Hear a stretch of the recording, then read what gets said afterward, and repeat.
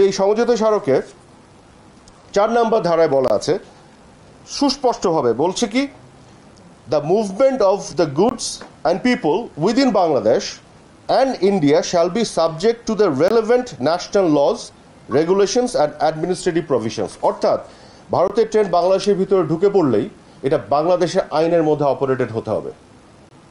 একইভাবে বাংলাদেশের ট্রেন যখন ভারতের ভিতরে ঢুকে নেপাল বা ভুটানে যাবে, সেটা ভারতের আইনের মধ্যে অপারেটেড হবে। অর্থাৎ আমরা কিন্তু আমাদের আইনের মধ্যে এটাকে অপারেশনের বাইরে যাওয়ার কোনো সুযোগ নেই। কাজে এটা টোটালি বাংলাদেশের মানুষকে বিভ্রান্ত করার জন্য, উস্কানি দেওয়ার জন্য এই কল্পিত একটা রূপকথার গল্প তারা তৈরি করেছে, যেটা আমাদের নিরাপত্তা ঝুঁকিতে ফেলবে।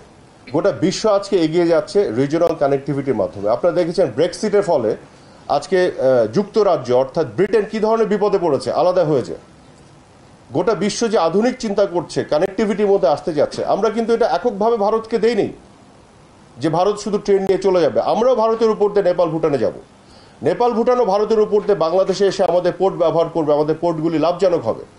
আমরা নেপাল থেকে, ভুটান থেকে আমরা ভারতের ট্রান্সমিশন লাইন দিয়ে আমরা বিদ্যুৎ আমদানি করে বাংলাদেশে নিয়ে আসবো। এটা একটা ওভারঅল কানেক্টিভিটি আঞ্চলিক যোগাযোগের মধ্যে নিয়ে আসা হয়েছে, যাতে করে বাংলাদেশের দীর্ঘমেয়াদে বাংলাদেশের জনগণের লাভ হয়। সেইটিকে কিভাবে তারা বিকৃতভাবে উপস্থাপন করছে। এবং দেখেন, শুধু এইটি না, আমি আরও কতগুলো জিনিস এখানে উল্লেখ করতে চাই।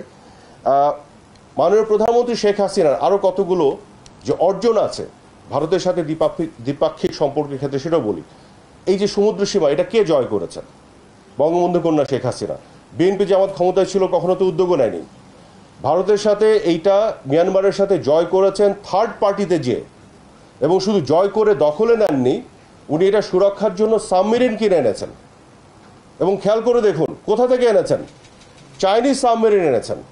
আপনারা জানেন যে ভারতের সাথে চায়নার দ্বিপাক্ষিক কিছু টেনশন আছে, তারপরও জননেত্রী শেখ হাসিনা কিন্তু এখানে কম্প্রোমাইজ করেননি। তো এটা কি নতজানু পররাষ্ট্রনীতি বলে এটাকে? আর কিভাবে নতজানু পররাষ্ট্রনীতির সংজ্ঞা আপনি সংজ্ঞায়িত করবেন? তো বিএনপি জামাত তো মানে সাবমেরিন কেনা তো পরের কথা, তারা তো এই আরবিট্রেশনে যে আমাদের যে ম্যারিটাইম বাউন্ডারি, সমুদ্র সীমা, এটা তো তারা কোনো উদ্যোগই নেয়নি।